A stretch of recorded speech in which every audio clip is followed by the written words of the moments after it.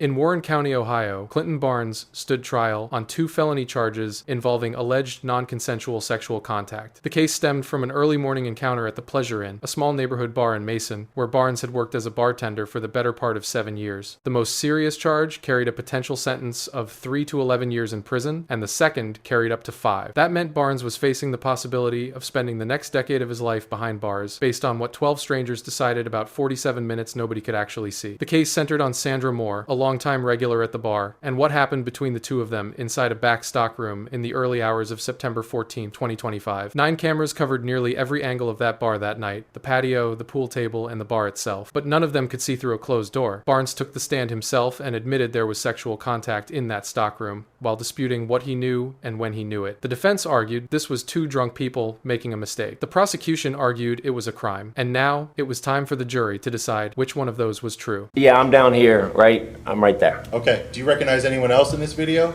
There's Clint and Sandy dancing in the back. Sandy, there's Clint, and I can't tell who I'm talking to right now. Okay. And do you remember being outside that night? Sure. Okay. Who all do you see in this video? That is Sandy, me, Clint, and I think Heather. Okay. And do you remember what's happening here in this video?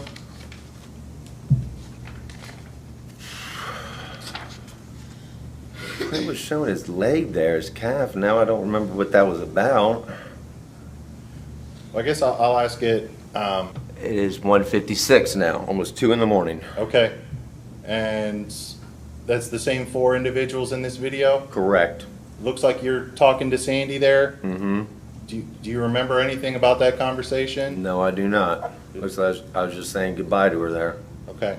Did you, at any point, do you remember anything unusual about your interactions with Sandy from that night? No. Okay. Okay. And who are these people that we just see walking across the That street? was me that just walked in, then Clint, and then that's Heather. Okay. And it looks like. And now who is this? Looks like Sandy. Okay. And what's the timestamp on the video right now? This is the last time that we see Sandy Moore for nearly an hour and 9 minutes. 47 of those minutes are spent behind the closed door of the stockroom at the Pleasure Inn with the defendant. We know from all of the various pieces of the puzzle that you've heard throughout this trial that while we may not know exactly what happened in this room because that camera can't see through a closed door, we do know a few things for sure. We know that prior to entering this room, Sandy had 3 shots of tequila at her home before going to the Pleasure Inn and arriving around 12:15. And we know that she was served 3 drinks at the Pleasure Inn between 12:19 and 1:17 a.m. We know that the defendant takes 1 shot between midnight and 2 a.m. And then once inside the stockroom, we know that Sandy was on the floor. We know that she vomited multiple times. We know that she laid in her vomit multiple times. We know that her pants are unbuttoned and down. We know that there is mutual touching of genitalia, and we know that the defendant inserts his fingers into Sandy's vagina. And then, after they are discovered by Jeff Nesbitt, the bar owner, at 2:47 a.m., Sandy remains on the floor of that stockroom for another 22 minutes. On the floor. The defendant is out of that room in just over a minute. He bounces right up, immediately gets to work cleaning up Sandy's vomit, cleaning up the bar, counting out at the register, moving around freely. He even takes a mop and mops the floor while Sandy is still sitting on it. He mops around a drunk woman covered in vomit on the floor. And when Sandy finally does get up, her pants are still unbuttoned, and she can be seen on the camera struggling for nearly a minute with the simple task of buttoning her pants. And when she finally emerges from that stockroom, she appears disheveled, she's unsteady on her feet, she's running into that shelving unit, and she looks dazed and confused. And then as she walks out of the bar, she can be seen steadying herself on the edge of the bar as she moves around it. And after Sandy wakes up later that morning at Jeff Nesbitt's house, not at her house, a 3-minute walk through the grass, through her backyard, she walks home, realizes she's lost a lens to her glasses, she's covered in vomit, she's urinated on herself, she's in significant pain, and she's bleeding. She told you that it felt like she had road rash on her vagina. And eventually later that week, she's diagnosed with a urinary tract infection. Ladies and gentlemen, based on the events of the early morning hours of September 14th of 2025, the defendant is charged with 2 counts. Count 1 is rape.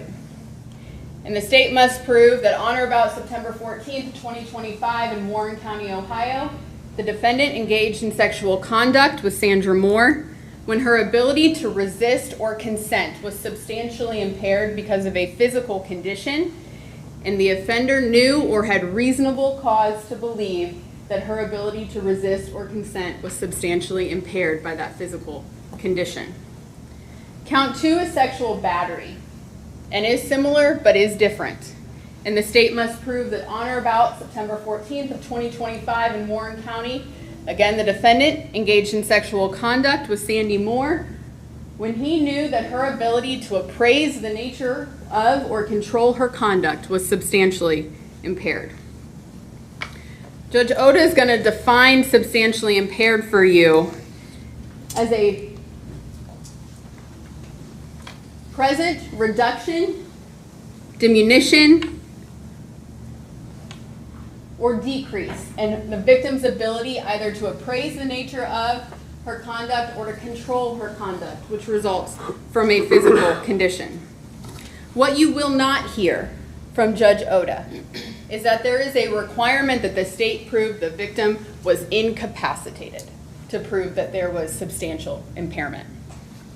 Sandy was 6 drinks in, 6 liquor drinks in, 3 of those from a proud, heavy-handed pourer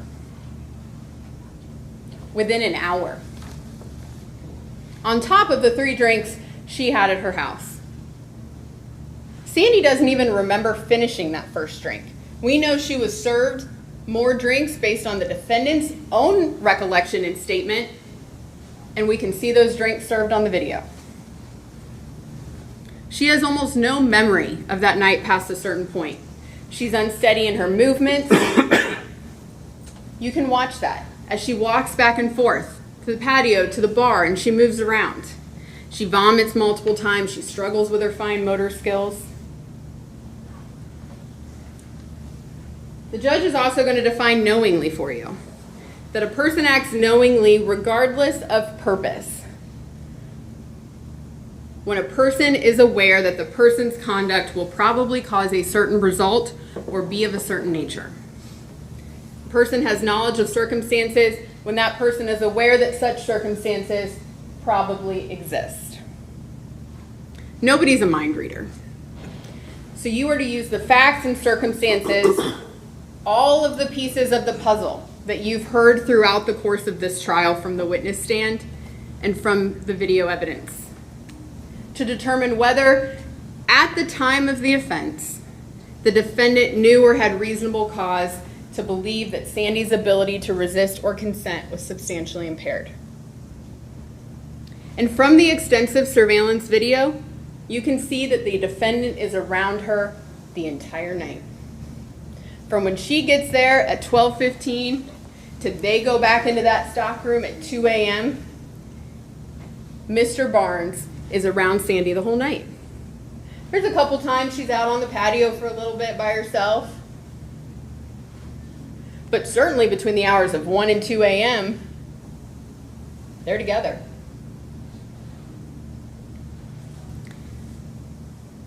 There's a lot of time spent asking everyone about their observations of Sandy and Clint's interactions over the years.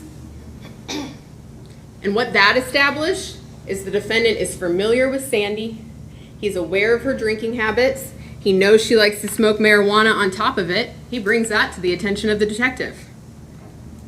He comments that mixing alcohol and marijuana probably messes with someone. And he describes her multiple times as drunk.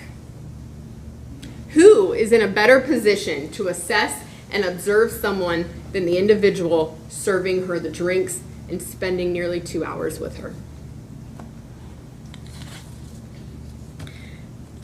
Ladies and gentlemen, this isn't a case where there is an objective box to check, where the defendant states, yes, I knew that woman was too drunk to engage in sexual conduct with. But all of the puzzle pieces are there. You can observe everyone. You can observe the defendant's demeanor, his ability to control his actions, his ability to make choices and move around.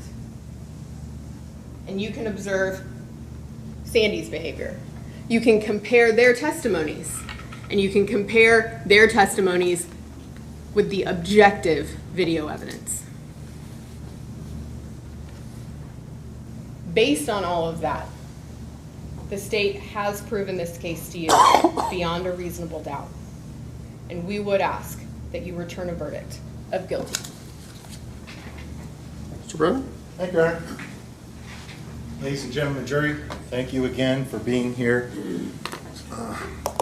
Ultimately, what this boils down to, a mistake is not a crime, a bad decision is not a crime, something that you regret is not a crime, and being part, of a, we'll say an odd couple hookup is not a crime.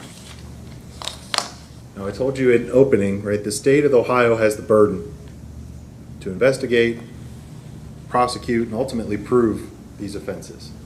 And I want you all to ask yourselves, what has the state actually proven? Right. Now, Sandy says she doesn't remember anything from the whole night. Right. But when we watch the video, she doesn't appear to me, I'm not an expert. We didn't hear from an expert here today, or for yesterday or today. She doesn't appear to be any more intoxicated than anyone else that she's interacting with. And she's upright, she's walking around on her own power, she's interacting with people. Jake Krebs says he knows her, he sees her at the bar all the time. He didn't notice anything unusual. Clint says he didn't notice anything unusual. Sandy couldn't even count how many times she's interacted with Clint. Ultimately, right, the important thing is not only must the state prove that Sandy was substantially impaired, the state has to prove that the defendant, that my client, knew it. Right? There's no indication, we heard no testimony, that anyone knew that Sandy drank 3 shots of tequila before she showed up to the bar that night. Nobody knows that. There's no indication that anybody knew that she was hitting her vape pen out on the patio. She's by herself. You have the video. Okay. Again, she has no memory, right? Or she says she has no memory. And we didn't hear any testimony about anyone else knowing that she had engaged in these other activities other than when she was at the bar. Here's what we see on the video. We see Clint serve her first drink when she gets there. At 1:17 and 1:30 a.m., in 2 separate incidents, it's on the video, she gets served 2 additional drinks. Clint does not serve her. That female who we heard identified as Heather is the one that gives her both of those drinks. So again, what did Clint know and when did he know it? He's not even the one serving those drinks. What we don't have, right? We don't have a toxicology screen indicating, what levels of substances may have been in her system, right? The follow-up wasn't soon enough for that to happen, right? We don't have any testimony from an expert indicating, what is demonstrated on the screen and how inebriated someone must be based on how they're acting on the video, right? We don't have a baseline for Sandy's memory, for how Sandy gets around, her movements, her health. Again, we don't have any information. We don't have any medical records. We don't have DNA indicating that, yes, Clinton Barnes inserted into Sandy. We don't have any of that.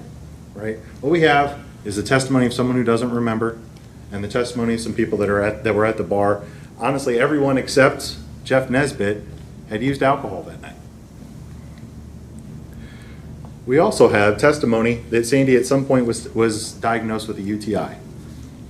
If we look at her testimony, she testified that she found blood in her panty liner, right? Not in her underwear, not in her pants. And we don't know, we didn't hear any testimony to this. Again, I'm not an expert. My understanding is a panty liner is a feminine hygiene product if you're spotting or something like that. Maybe she had these symptoms previously.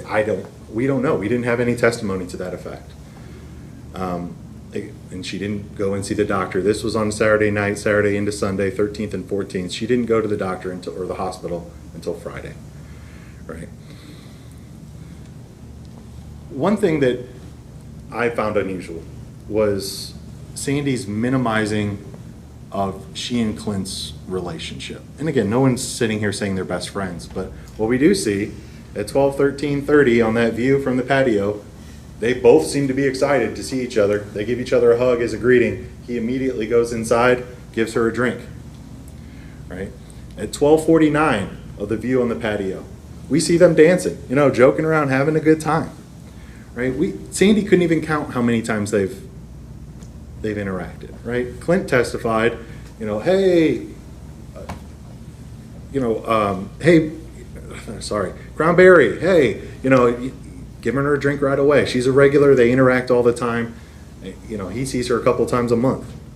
And again, no one's saying that they were a romantic partnership or that they had some kind of long history. But I want to stress, again, something that you regret is not a crime. Okay? Now, again, you guys are going to have 147 video clips. Okay? And the way that those clips work, there's 9 different camera views. Okay? Camera view number 1 is the patio. Okay? Camera view number 3 is the storage room. Camera view number 4 is the bar, the front corner. We saw some of those videos of Krebs, Barnes, Moore, and this Heather person. It's kind of the top left corner of the bar. Camera view number 5 is the pool table area, right? And I'm just pointing out what's important and what's valuable. You guys will have the opportunity to view all of this.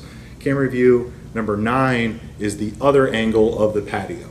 I found those angles to be the most useful when I was looking at the video, and I just want to, and they are all organized chronologically within the one camera view. So like camera view number 1 is going to have 12:30 to 1 o'clock, 1 o'clock to 1:30. So again, I just want to stress, you guys are going to be able to see what everyone's doing in that bar throughout the entire night. And I just want to stress to look at those videos. Again, 12:49, we see them dancing. Even as late as when they go back in the storage room, right? We saw some of that video. It's at 1:58 a.m.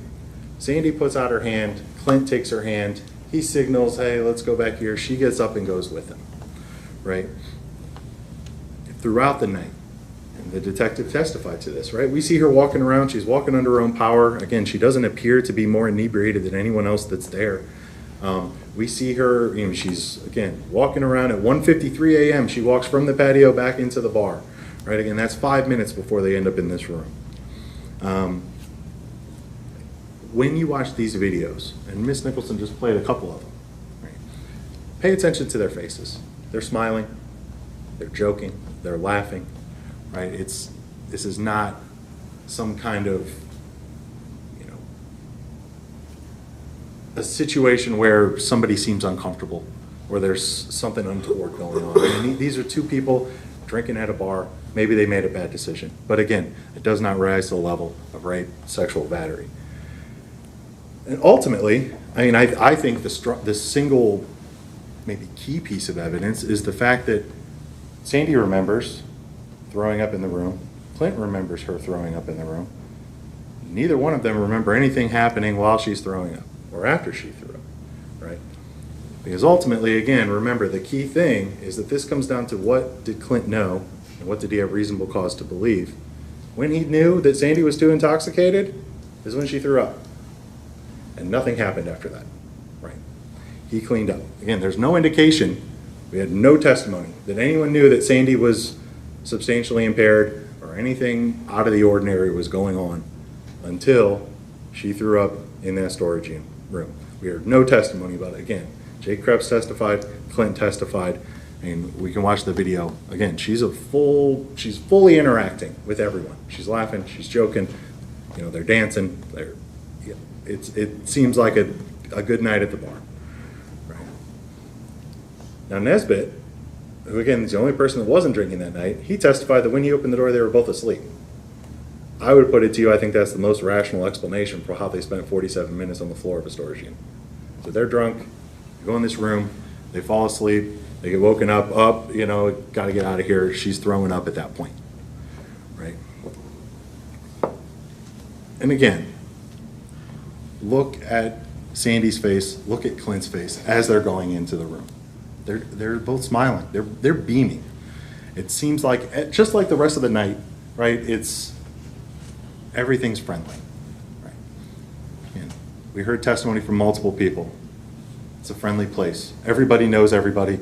Everybody knows the regulars, right? To the point where the regulars have regular spots. The bartenders are getting their drinks as soon as they walk through the door, right? Everybody knows everybody. Everybody's friends.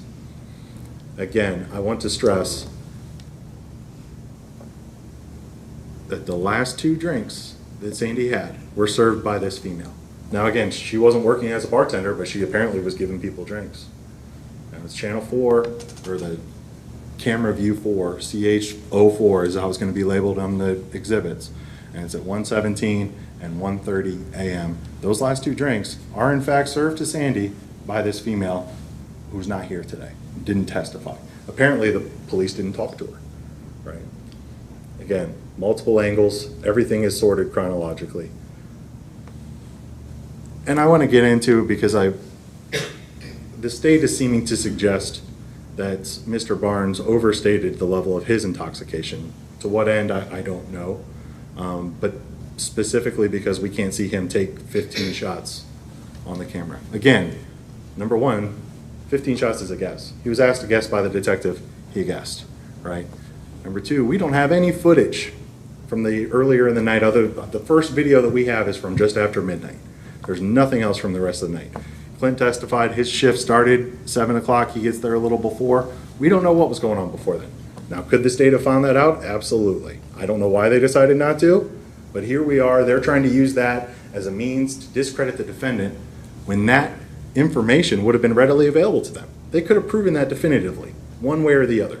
Ms. Nicholson's going to speculate, oh, he's misleading you. He knew what was going on. He had cause to believe that she was intoxicated. But again, the information they would have needed to conclusively prove that one way or the other was readily available, and they decided not to use it. I don't know why. Again, it's the state's obligation to investigate and prove these crimes. Right? Not speculate on what might have happened or just use a couple of hours of footage and use that as indicative of everything that happened that night. It's their job to prove it beyond a reasonable doubt. Now you're going to hear instructions from Judge Oda about exactly what beyond a reasonable doubt means. Okay? But again, right, you guys are the arbiters here, right? You're the finders of fact. It's your job to interpret the evidence that's been presented through the witness testimony, through the exhibits. Okay? And at the end of the day, we have the testimony of a couple people that were at the bar, right? Sandy doesn't remember anything. In fact, she doesn't even remember, she says she doesn't remember, at finishing her first drink. She remembers getting the drink, going into the bar. She didn't even remember what she was talking to Pam about on the patio. We see them in the first video when she's first walking up, when Mr. Barnes serves her the drink. I asked her, what were you guys talking about? She said, I don't remember, we were probably joking around. So, I don't know, we don't know, right? Number one, if she ever told anybody that she had drank 3 shots before she got there. We had, again, no testimony to that, right? We don't know if she ever told anybody that she'd hit her marijuana pen or how many times she did. I will tell you, if you watch the video, there's a couple of times you see something light up. I'm going to assume that's her marijuana vape, but who knows? Could be anything. Could be a THC, or it could be a tobacco vape. I don't know. We don't know. And again, we don't have a toxicology report, right? We don't have medical records. All we have is her saying that she doesn't remember anything, and the testimony of several other people indicating that nothing seemed out of the ordinary. She was the same old Sandy, same as she always is, right? So again, this isn't just about, right, was there contact between Clinton Barnes and Sandra Moore? It's ultimately about, was she substantially impaired, and did Mr. Barnes know it?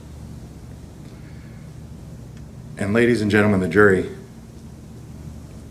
we contend that after you've watched all the videos and absorbed all the evidence and looked at all the exhibits, the answer is going to be no, and that Mr. Barnes must be acquitted of these charges. Thank you. Nicholson?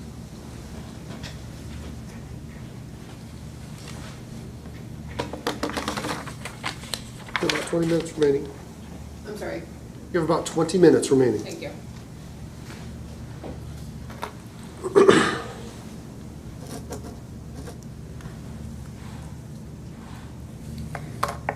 You didn't hear at all in this trial that the defendant got sick, that he was covered in vomit, that he needed to clean himself up. In fact, when he arrives at Susan Harkin's home, sometime between 3 and 4 in the morning, he's no worse for the wear. She says he was his normal self, seemed just fine, wouldn't even have described him as drunk.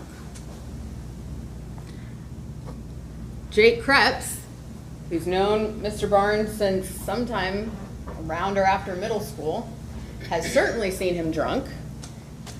He was not drunk on the night of September 13th leading into the morning of September 14th. Got there between 9 and 10 p.m. Not drunk. Mr. Nesbitt, who certainly has an interest in the outcome of this case for his son's good friend and his key bartender, says, oh, they just looked like they were peacefully sleeping on the floor back in that stockroom. Just two drunk, passed out people. So he describes Sandy as passed out. We know his description of Mr. Barnes is not accurate because it contradicts Mr. Barnes' own description of himself. He is conscious, aware, and awake when Mr. Nesbitt comes to the door. He's not awoken by Mr. Nesbitt hitting him in the head. He's already up and telling Sandy not to lay in her puke.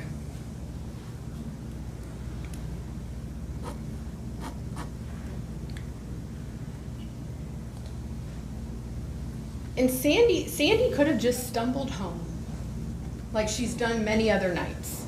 She lives 3-minute walk through the backyard of the Pleasure Inn into her backyard.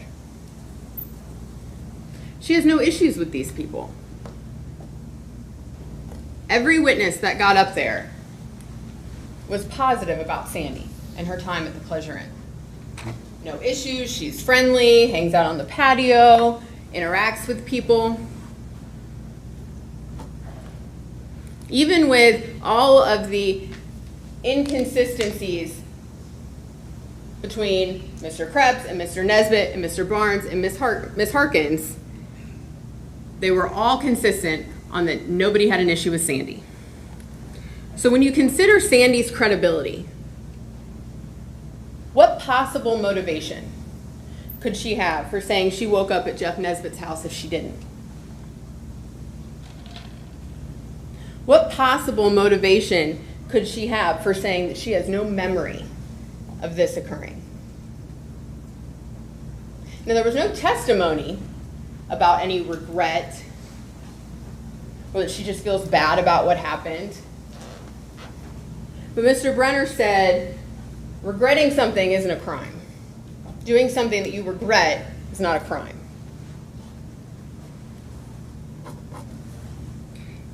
Well, if she's just embarrassed about this encounter, oh no, I wish I hadn't hooked up with Mr. Barnes on the floor of the stockroom at the Pleasure Inn, chances are no one would have known about this if she didn't go make a police report. Mr. Barnes wasn't telling anybody.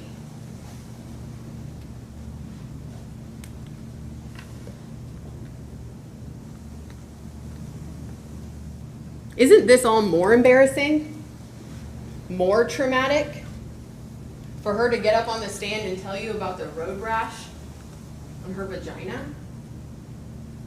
If she just regretted the evening, she could have just moved on. Never shown her face again at the Pleasure Inn. But that's not what happened here, ladies and gentlemen. She's embarrassed when they're discovered. Why doesn't she just hurry out of there and hurry home? If she's fine, as some people want you to believe. If she's fine, no drunker than normal, not having any issues. It's Mr. Barnes' testimony. Mr. Krebs's testimony. It's not Mr. Nesbitt's testimony. Why doesn't she just get up and hurry out of there? Collect herself and run out. Scurry home. It's because she couldn't. It's because she was substantially impaired. Sandy's recollection of the early morning hours of September 14th was consistent throughout the trial and consistent with the video evidence.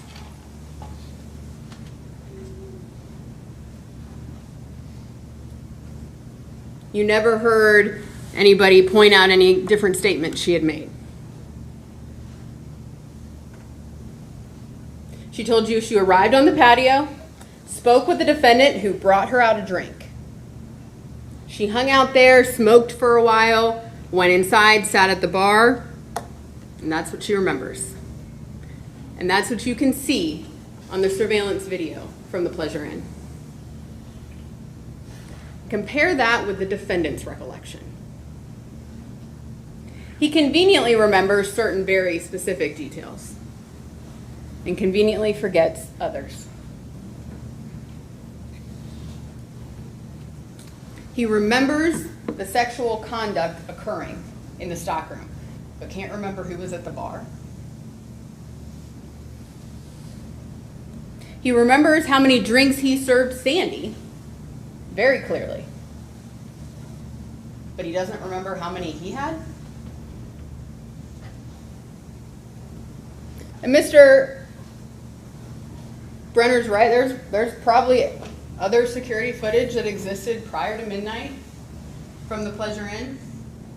According to Mr. Barnes, that wouldn't have mattered because he goes and hides and takes his shots. Convenient that there's no way for anyone to verify how much he had to drink. He doesn't pay for him, he just leaves his shift pay in the drawer, hopes that covers it. He intentionally sneaks away to take shots. So they wouldn't have been on the camera, according to him. But again, a friend he's known 15, 20 years. He wasn't drunk.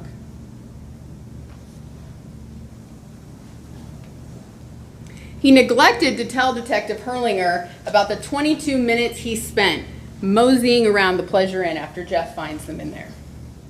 Cleaning up the vomit, which today he had a recollection of. At first on his own, and then only because of the video. Instead, he paints the picture that immediately upon being discovered, Jeff is pissed, drags them out of the bar, and he heads to Susan's house.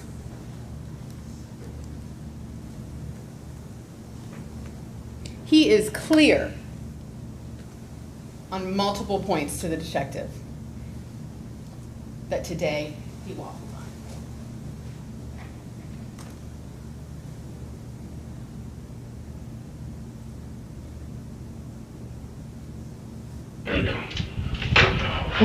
All finished. Now he's just YouTube. And he's pretty upset. Yes. So you went and stayed with Susan. So when you guys leave the bar, at whatever time that is, Jeff has come in. Yes. And Jeff is just fit to be tied, right? You said he's cursing and he's pretty upset. Yes. And you're like, oh shit. Yep. Okay. And then did you guys talk about any of that? Did you talk about why she's there in the bar? No. Didn't talk about anything? No, he said, just, you two come with me. We walked out the front door. They were walking towards his house because he lives right next door. Yeah. And then I went this way and went to Susan's house. Went to Susan. Not, I don't remember. Not, oh, it's fuzzy. He was pissed. We didn't talk. He said, you two come here, and we left. All finished. All finished. And you're on Dorset Drive in Middletown? Yes, sir. Okay, and do you,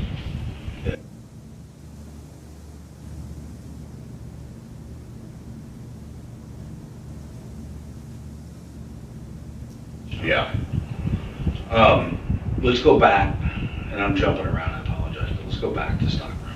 And you guys are, let's call it heavy petting, right? You guys are, because I asked, so when she arrived, she walked in on her own, sat at the bar, right? She ordered a drink. I think she went outside after that. I'm not quite sure. Okay. So she usually goes outside. Okay. Okay, you made the drink and then brought it out to her, maybe? No, I don't take it out to her. No, she waits You for me. never do that, okay. Yeah, she would always wait for me to make the drink and then she walks outside or sits at the bar, whatever she decides to do that night. And she's been coming in. Not, I don't remember where I served her drink. Not, oh, well, usually this is how it goes. No, I didn't take the drink out to her. I don't do that. She comes to the bar. That's what happened that night.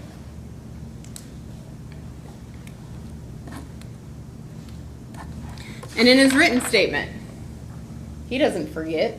He doesn't say, I don't remember. I was bartending. Sandy walks in, as per usual, and I serve her 2 to 3 drinks. I serve her. Yeah, if you watch the video, you see Heather hand the drinks. This woman that nobody seems to know very well, Heather, working behind the bar while Clint is supposed to be working. She makes the drinks under his supervision. He's right there with her. She is the one that delivers them. But it's not like Clint has no idea Sandy's being given these drinks. We were drunk. It's in his written statement. We were drunk. Not Sandy seemed fine. Sandy was drunk. I was going to let her finish her drink because I was closing. Watch the video. He doesn't do any of his closing tasks. He's not getting ready to close at 2. And they're the only ones there. There's no business to stay open for till 2:30.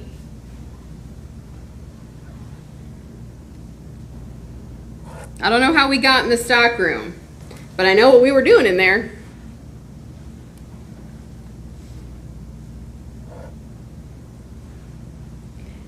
She starts puking, she starts throwing up and lays down in it.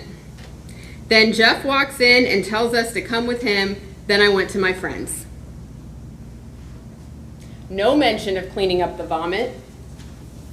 No mention of being at the bar for 22 minutes. Not, I don't remember what happened next. This is what happened.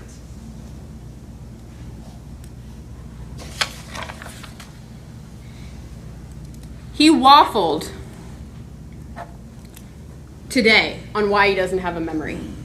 Oh, this was 9 months ago. This was just a normal night.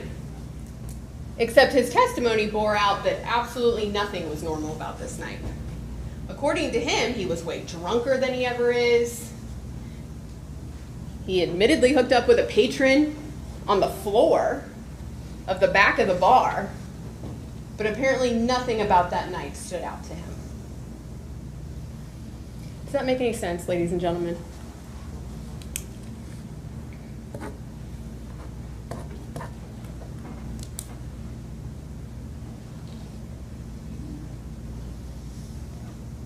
Use your reason and your common sense. Look at what makes sense. You have objective video. You can see how they got back to the stockroom. You can see who initiated them going back to the stockroom. On that video, it looks like Sandy's pointing towards the back door, getting up out like she's getting ready to head out the back. And there's Clint, nodding to the back. And he helps her back there. She's not strolling in after him. And then he leads her in there, and he shuts the door. And when they're discovered 47 minutes later, he is fine. He claims he's sobered up because of the knock on the head. He was never unconscious.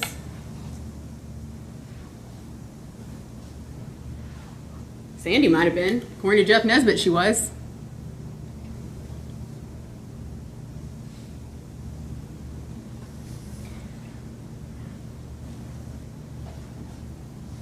Think of people's motivations, their biases, and their interests.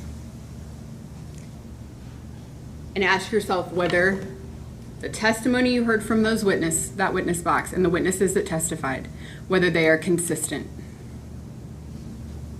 Consistent with each other, consistent with what you can see. Because I submit to you that when you look at all the video and you evaluate all the testimony and you watch the defendant's statement,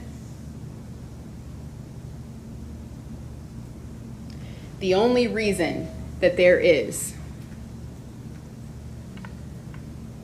for people to be untruthful about what occurred that morning is because everybody knew something was wrong. Jeff Nesbitt knew something was wrong. The defendant knows something is wrong. And so they have to paint a picture. Ladies and gentlemen, on the morning of September 14th of 2025, Sandra Moore was substantially impaired. The defendant knew it. He'd been with her for over 2 hours. She was unsteady. She's unsteady heading back to the back. She has no memory. She has a brief snippet of vomiting on the floor and Mr. Barnes being over her. And then she stays on the floor for 22 minutes.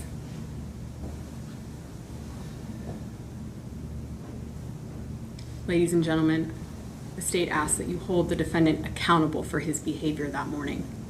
And as to both counts, you return a verdict of guilty. Verdict form, count 1. We, the jury, find the defendant Clinton Barnes not guilty of rape. Second count, we, the jury, find the defendant Clinton Barnes not guilty of sexual battery. Ladies and gentlemen, this relieves you of your duties in this case. You are now discharged from any further responsibility. You can talk about the case with whoever you want, but you are not required to do so. And again, thank you for your service. Ms. Groko is going to reunite you with your electronic devices. I'll be back to talk to you for a couple of minutes, and we'll get you on your way. Thanks again. Ms. Nicholson, anything from the state? No, Your Honor. Mr. Brenner, anything for... I should have asked before we left the jury. Did either side want to have the jury polled? No, Your Honor. No, Your Honor.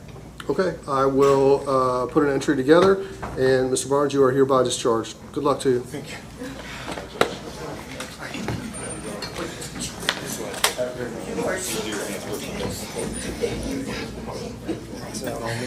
You're going to pass out. Sorry, my belly's bigger than my waist. I'm with you.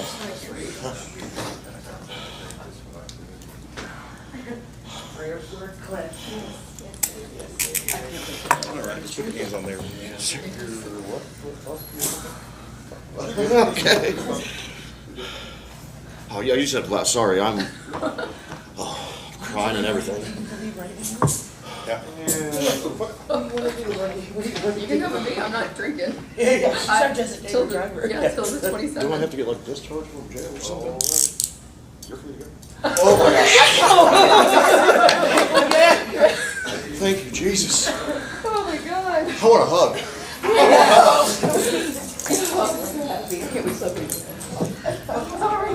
Come on. Can we do these over cigarettes now? I know. I knew there was every not drinking. There's something we're celebrating. Oh my God. Thank you so much. Bring it in, Brenner. Thank you. How does that? I'm glad that worked out. So I told Clint, I'm gonna tell everybody else, lesson in this case, don't talk to the police, okay? Call me or somebody else. Thank you. Yeah.